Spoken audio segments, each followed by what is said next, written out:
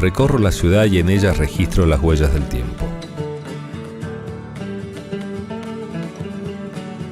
En mi entorno detecto un sincronismo urbano perfecto, coreográfico, casi cinematográfico. Como un reflejo, preguntas transitan en mi mente.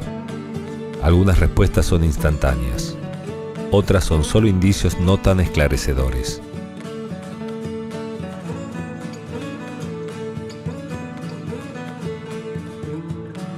Continúo, no me detengo.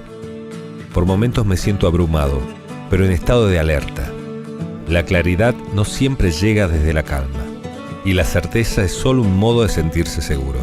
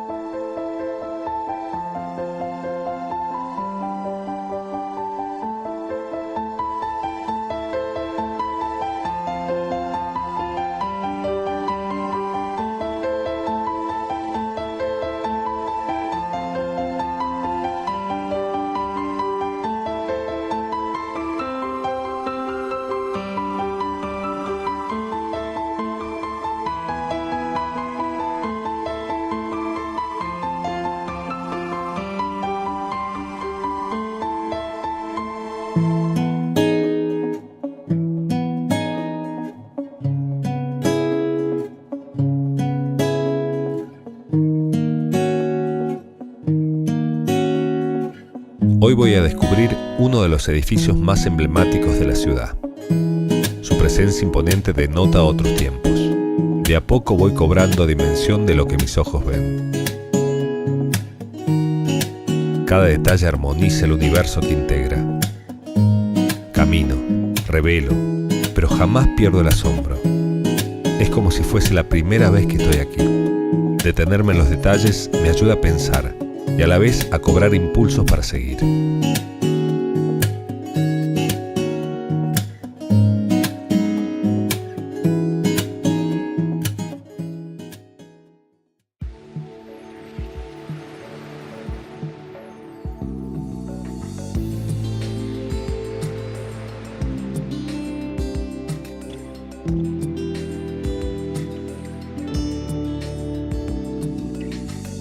La historia es la recopilación sistemática de fragmentos de tiempo. ¿Cuál es el origen? ¿Desde dónde partimos y hasta dónde llegamos? La verdad es que codificar nos permite muchas veces esclarecer. Mi encuentro con Juan Patricio será el inicio para comenzar a entender el entramado de este lugar.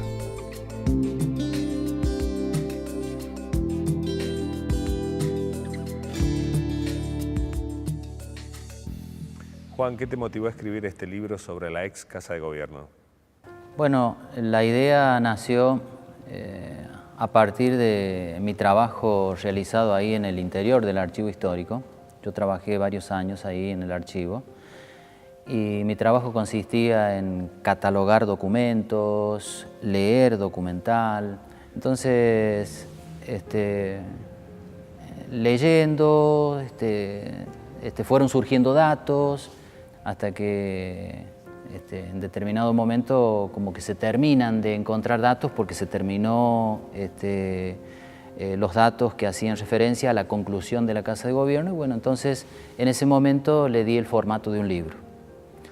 ¿Me puedes contar un poco sobre el contexto histórico en el momento en que se construyó este palacio?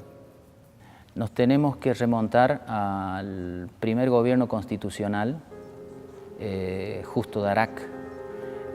Fue el primero que tuvo la idea de construir una casa de gobierno en el año 1857. él habla de la necesidad de construir un edificio con la amplitud suficiente para albergar todas las oficinas necesarias para el gobierno general de la provincia. ¿Cuál fue la influencia arquitectónica de la época? Eso es algo importante también, porque lo que yo digo en el libro es que el palacio, este edificio, tiene un estilo que forma una unidad equilibrada, armónica, pero con cualidades tripartitas. ¿A qué me refiero? Me refiero que en este edificio encontramos rasgos académicos, rasgos clásicos y rasgos eclécticos, pero no a la manera de una mezcla, sino una unidad armónica, bella, linda, hermosa, ¿no? Durante su proceso de construcción y después, ¿tuvo diferentes denominaciones el palacio? Hay un progreso conceptual, digo yo, porque en un primer momento, cuando surge la idea en la época de Justo Darac, dice: necesitamos construir un edificio. Más adelante, en gobiernos posteriores, y antes de que se construya la casa, se habla de casa departamental, ¿no? Se deja de hablar de edificio, se habla de casa departamental. Más adelante se habla propiamente de casa de gobierno. Una vez construido ya se lo nombra como palacio de gobierno, ¿no? Y hoy deberíamos completar ese progreso conceptual, que no lo digo en el libro porque cuando se publicó el libro todavía funcionaba esto como casa de gobierno, pero deberíamos decir palacio de justicia, toda vez que en este momento pertenece al Poder Judicial, ¿no es cierto? El Poder Ejecutivo como que se ha trasladado a Terraza del Portezuelo. ¿Para vos qué significa haber escrito el libro sobre la Casa de Gobierno? Yo creo que responde también al deseo natural que toda persona tiene. En determinado momento nosotros nos planteamos a veces cuál es el origen de determinadas cosas, de dónde vengo, ¿no? Cuál es el origen de mi familia, cuál es el origen de determinado monumento histórico. Para mí creo que ha venido a satisfacer un poco esa curiosidad, ese desafío que todo historiador o todo hombre que busca encontrar la verdad y habiéndola encontrado como que se siente satisfecho, como que descansa en la verdad.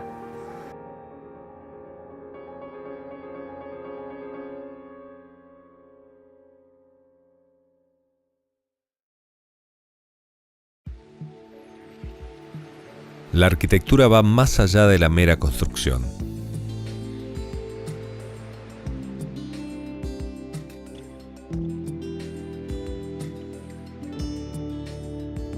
Es una manifestación de un estado de sensibilidad donde los sentidos y las influencias convergen en una resultante única. Este edificio tiene vida propia y se reproduce en sus formas. Más de un siglo pasó por él y hoy es una pieza icónica para la cultura del pueblo puntano.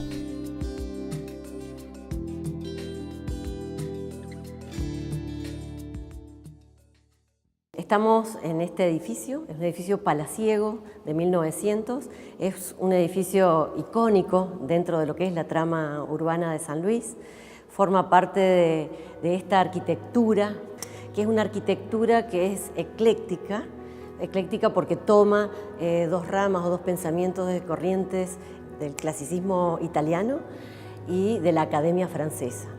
Cuando la analizamos, seguimos analizando la Casa de Gobierno, vemos que toda su textura, toda su piel exterior está como subdividida con líneas en horizontal, muy del estilo francés.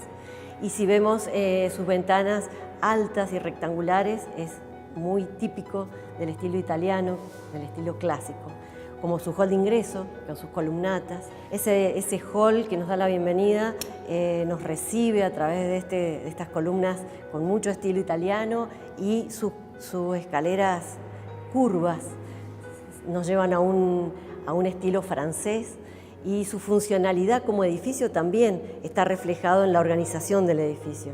Si uno mira la fachada, no es una fachada plana, es una fachada que tiene movimientos, que tiene ritmos, las ventanas llevan un ritmo, hay mansardas que llevan un ritmo, ese ritmo nos dan orden, nos dan jerarquía, hay volúmenes enteros, si uno mira desde la calle ve el volumen del ingreso principal que se mueve entero y avanza sobre la vereda. Algo súper importante que tiene este edificio también es cómo se ubicaron todos los patios que hay dentro de esta cáscara que arma el edificio, y esos patios en realidad que tienen una función no solo de orden, sino de generar esta iluminación natural, que es fantástica, que digamos, nos ilumina todos los despachos, y eso es un valor importante porque en esa época se hablaba de esta arquitectura de la salubridad también, que el sol es salubre, entonces por eso es que lo tenemos presente en estos edificios. No son edificios lúgubres, son edificios iluminados, abiertos y ventilados, porque estas eran todas galerías abiertas. ¿Qué lleva a que este edificio se le llame palacio? En realidad, cuando vos ves todo lo que es arquitectura italiana y francesa, todo aparece en el palazzo.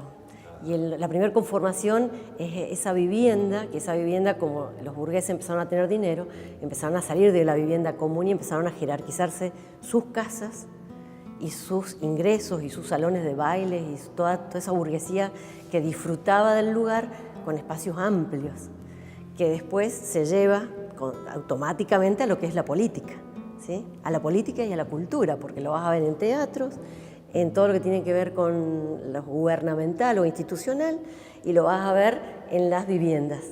Esto podría ser en una escala, un cuarto de esto es un palacio, ¿está bien? Es el mismo esquema. El patio central, las habitaciones, el pasillo, el salón de baile arriba, o sea... Para la época, ¿qué puede haber significado haber construido un edificio de este tipo?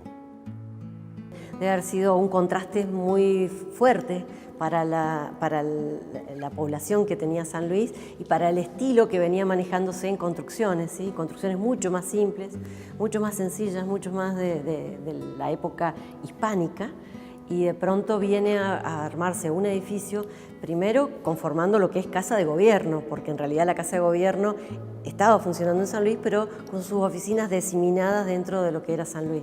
Y ahora venía a formar un solo espacio, que eso también jerarquiza, y con un estilo que no era la lectura que teníamos dentro de San Luis.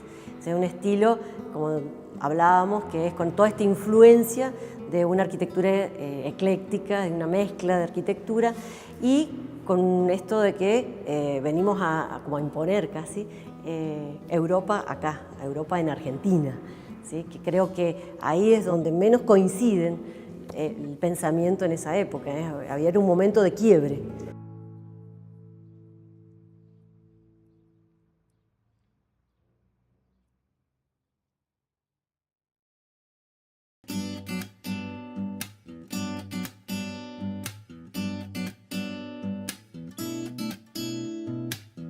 Seguiré caminando este lugar. Sus espacios luminosos me muestran con claridad una parte de lo que aquí se gestó, cuán importante fue para la época y todo lo que simboliza para el futuro.